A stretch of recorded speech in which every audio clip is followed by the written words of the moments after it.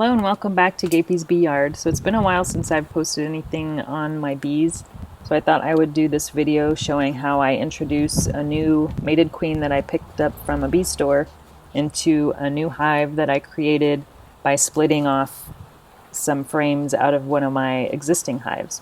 So one of the hives that I got in the spring is just growing super fast, and to avoid a swarm situation, one of the things you can do is split the hive off into another one.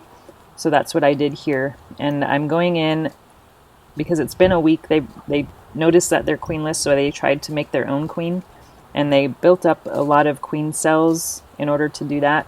So what I'm doing here is removing all those queen cells that they've created, and you can tell they're queen cells because they're usually along the bottom edge of the frame, and they're pointed downwards, and they're a lot bigger than any of the other cells that are on the brood frames.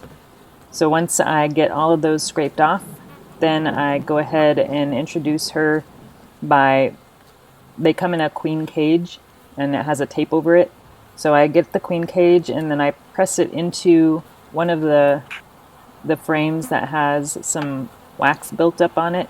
That way it'll stick to the frame, and that just kind of gives them a little introduction to the new queen, to make sure that they accept her.